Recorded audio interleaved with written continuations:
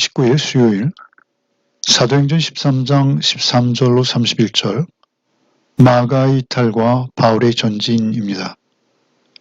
오늘 본문은 사도 바울의 설교 가운데 첫 번째로 기록된 성전 설교입니다. 이스라엘의 역사를 관통하는 설교죠. 그 이스라엘의 역사는 오직 예수 그리스도에게만 초점이 맞춰져 있습니다. 결국 예수의 십자가와 부활을 전하는 복음을 선포하고 있는 것이죠. 먼저 13절로 15절을 읽겠습니다. 바울과 및 동행하는 사람들이 바보에서 배 타고 밤빌리아에 있는 버가에 이르니 요한은 그들에게서 떠나 예루살렘으로 돌아가고 그들은 버가에서 더 나아가 비시디아 안디옥에 이르러 안식일에 회당에 들어가 앉으니라.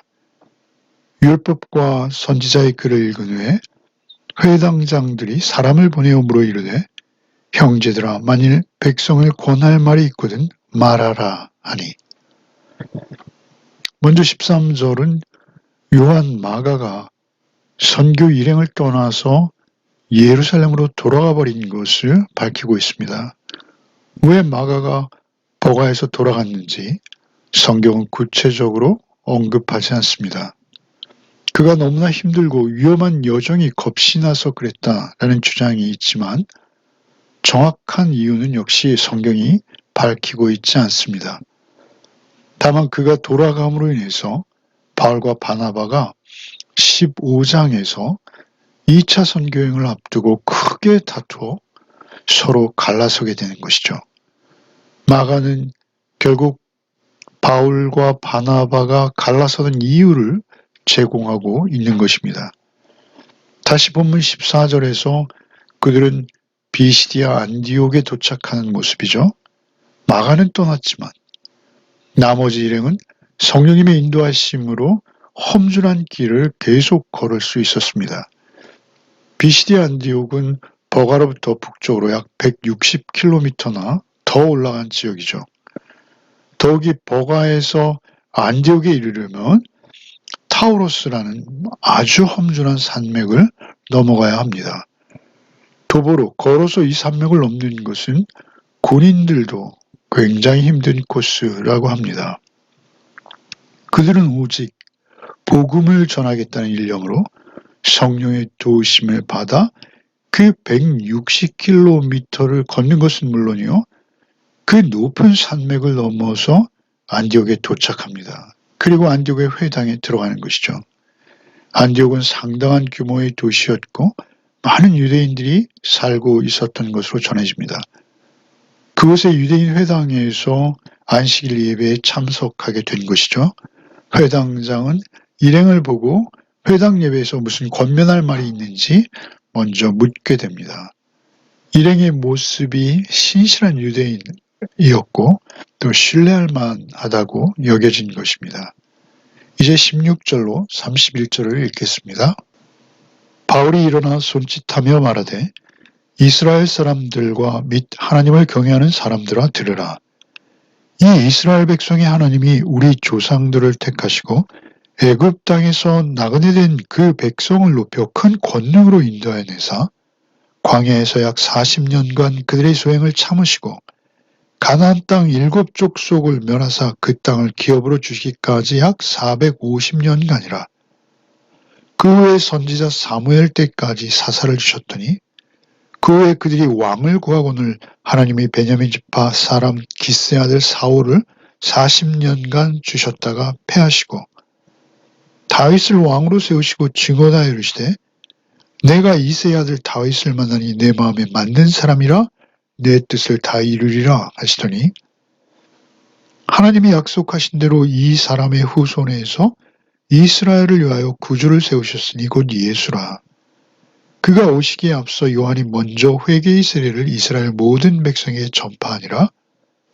요한이 그 달려갈 길을 마칠 때 말하되 너희가 나를 누구로 생각하느냐. 나는 그리스도가 아니라 내 뒤에 오시는 이가 있으니 나는 그 발의 신발끈을 풀기도 감당하지 못하리라 하였으니 형제들아 아브라함의 후손과 너희 중 하나님을 경외하는 사람들아 이 구원의 말씀을 우리에게 보내셨거늘 예루살렘에 사는 자들과 그들 관리들이 예수와 및 안식일마다 외우는 바 선지자들의 말을 알지 못함으로 예수를 정죄하여 선지자들의 말을 응하게 하였도다. 죽일 죄를 하나도 찾지 못하였으나 빌라도에게 죽여달라 했으니 성경에 그를 가리켜 기록한 말씀을 다 응하게 한 것이라. 후에 나무에서 내려다가 무덤에 두었으나 하나님이 죽은 자 가운데서 그를 살리신지라. 갈릴리로부터 예루살렘에 함께 올라간 사람들에게 여러 날 보이셨으니 그들이 이제 백성 앞에서 그의 증인이라. 사도께서는 먼저 이스라엘의 장구한 역사를 언급하심으로 설교를 시작하십니다. 설교의 대상은 첫째 이스라엘 사람들이요, 둘째는 경건한 사람으로 불려지는 또 다른 특정 집단이죠. 여기서 경건한 사람이라는 것을 유대기로 개종하지는 않았으나 회당 예배에 참여하여 유대기와 율법을 따라 경건한 삶을 추구하는 자들을 말하는 것이죠. 그런 그들에게 이스라엘의 역사를 말씀하기 시작하십니다. 출애굽으로부터 이스라엘의 역사를 관통하는 대목을 짚어가시며 유대인들에게 신실하신 하나님께서 얼마나 인내하시며 일방적으로 하나님의 약속을 이루어 가셨는지 차근차근 설명하시는 것이죠. 특별히 다윗을 향해서 내 마음에 합한 자라는 표현이 등장하죠.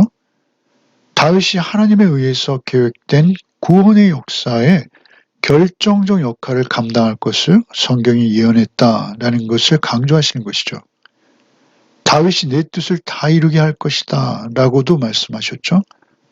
결국 언약하신 대로 하나님께서는 구원주 메시아를 다윗의 후손으로 보내십니다. 그러나 27절 그들 곧 이스라엘이 외우며 암송하는 선지자들의 예언의 의미를 알지 못했습니다. 심지어 암송했어요. 줄줄 외우고 있는데도 그 예언되어진 예수께서 오시자 예수를 정죄하여 죽였다는 것이죠.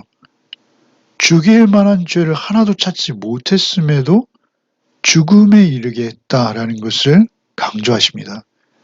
결국 예수님의 무지한 죽음을 통해서 우리가 알 수 있는 것은 무엇입니까? 예수께서 대속자 되신다라는 것이죠.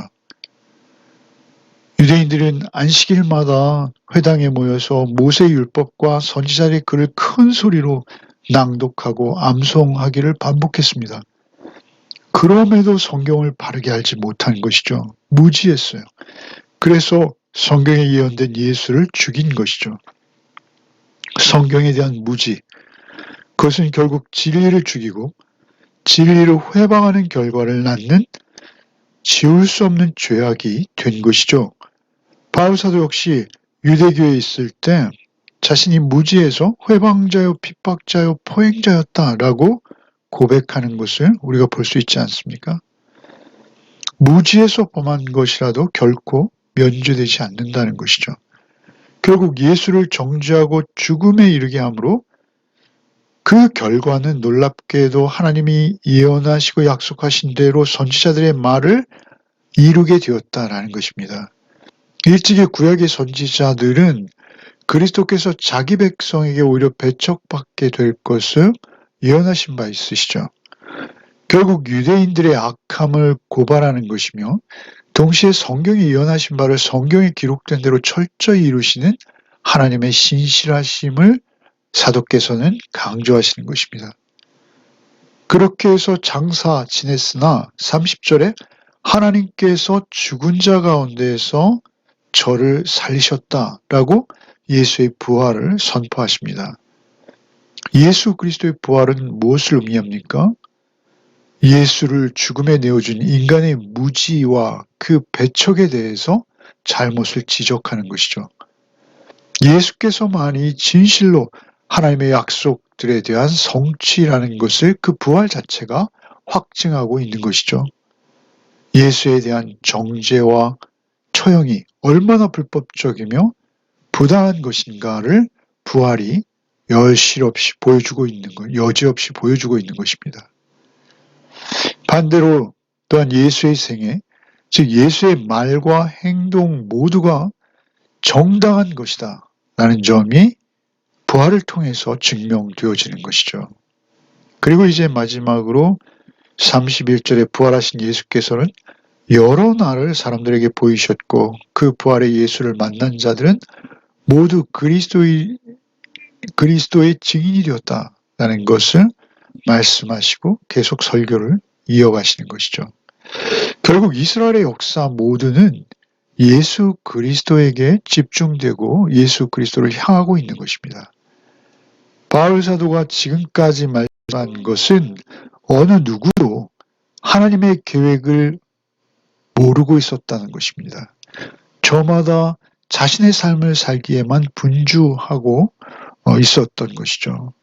그러나 하나님께서는 예수의 죽음과 부활을 통해서 내가 누구인지, 인류의 역사가 무엇인지, 이스라엘의 역사를 통해서 알게 하신 것이죠. 바울 사도께서는 지금 이스라엘의 역사를 통해서 그 모든 하나님의 계획과 약속이 어떻게 이루어졌는지를 성경의 근거에서 설명해 가시는 것입니다. 그리고 그들의 눈과 귀가 점차 열려가고 있는 것이죠. 기도하시겠습니다. 주님, 우리도 역시 주님의 십자가와 부활의 의미를 분명하게 알지 못한 때가 얼마나 많았는지요. 주님, 우리를 긍휼히 여기사 예수 그리스도께서 십자가에서 또한 부활을 통해서 이루신 그 구원의 은혜를 분명하고 또렷하게 알게 하여 주옵소서. 오늘 하루의 삶 속에서도 오직 그 은혜에 보답할 양으로 하루를 살아내게 하여 주옵소서. 오직 주의 은혜 안에 거하게 하시고 그 은혜 받은 자답게 살아내는 하루가 되게 하여 주옵소서. 예수 그리스도 이름 받들어 기도하옵나이다. 아멘.